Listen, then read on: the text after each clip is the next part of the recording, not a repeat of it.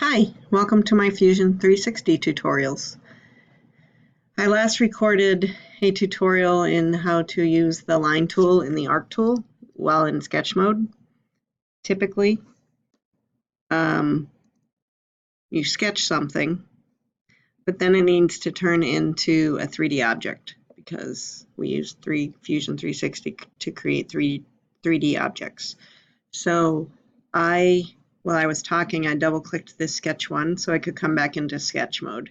And so if I wanted to, I could add pieces to this.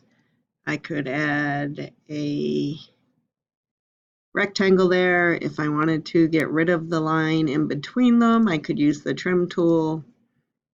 Maybe, yeah, so that trim tool's gone. It's hard to see because we're seeing the red axis of the grid. But what I'm here to show you is turning flat sketches into 3D objects, and really you need to have a closed face. So I'm going to click Finish Sketch because in order to turn this into a 3D face, we got to get back to solid mode.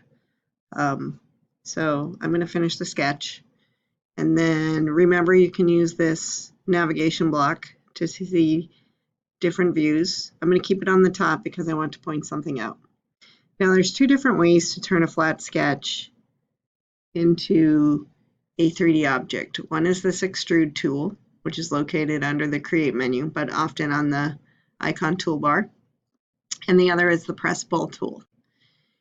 In a lot of situations, especially when you're extruding something the first time, there's not a huge difference in the tools. For example, if I click Extrude and then click my face, you can see that I can type a number here for distance. But if you're used to using primitives or you've extruded before, you typically use a blue arrow. And I can't currently see my blue arrow, and this is often confusing when I teach this to my students. So what I want to remind you of is you're looking at a bird's eye view and you can't see the arrow. So as soon as I tilt this a little bit, my arrow shows up. And I can pull out my figure and hit OK. And if I orbit a little bit using that navigation cube, I have extruded that little flat house into a 3D object. The other thing that happened is it looks like I lost that other shape that I had.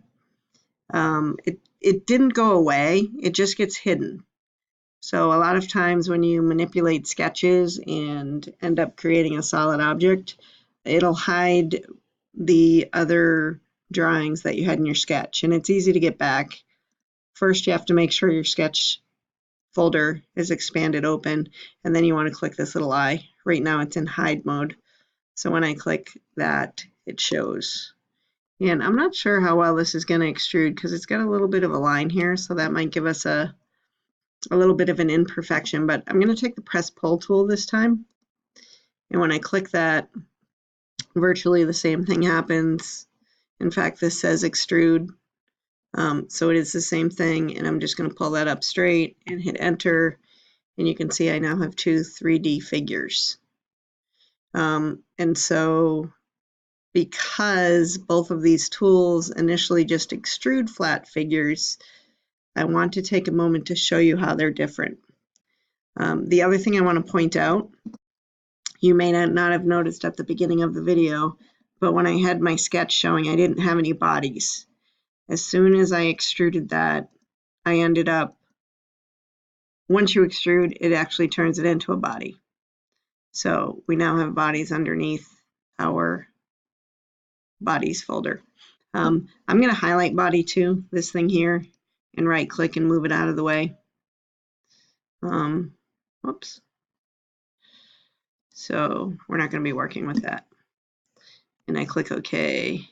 And the sketch shows up, so I'm going to hide that sketch. Okay, so I'm just looking at this house. I love that little home button. It kind of resets you when you need it, but this isn't exactly the view I wanted. So let me click this edge. Also not the view I wanted. I'm going to try here. Back to where I was. So I'll manipulate it the way I was.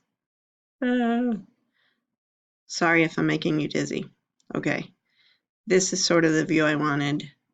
This is still in my way, so I'm actually going to delete it. Okay, so now I have my little house, and now I'm going to show you the difference between the extrude key versus the press pull key. If I take extrude, I can extrude any face, any flat face. So if I didn't make my house long enough, I can just pull it out more. If I made my house too long, I can push it in. So red always means it's going to take it away. So extrude, you can click any face to change the size of it. The other thing you can do, I'm going to click OK to set that change.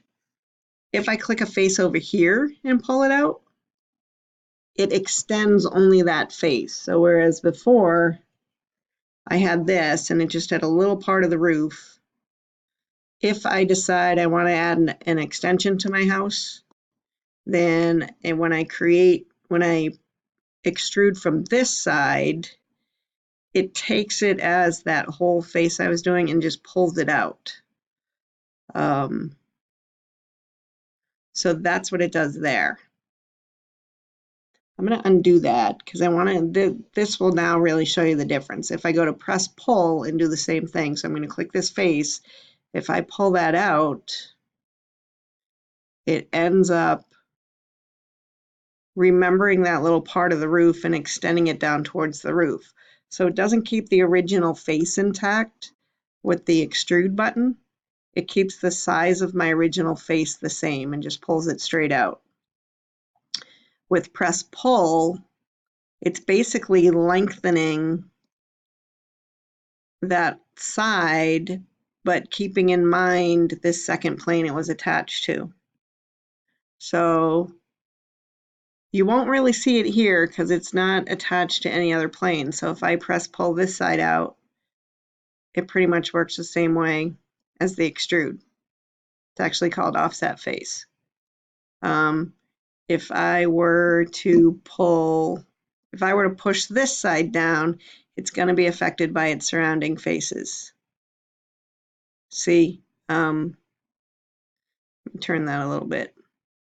So what I did was I lowered this roof, and it didn't affect the chimney. The chimney stays in shape, but it is affected by the other roof on the side. In fact, to the point that if I come all the way up to the top of the chimney, I end up with that figure. So extruding and press pull is pretty easy, but it's good to know that there is a difference when you start pulling at different faces. If I pull at this face, if I extrude this face, it's going to come straight out. If I press pull that face, it's almost like a resize of that whole side of the roof. So I hope that's helpful. And we'll see you next time. I'm going to make a video on that will still use extrude, and it will show you what happens when you use the little dial there. But thanks for watching.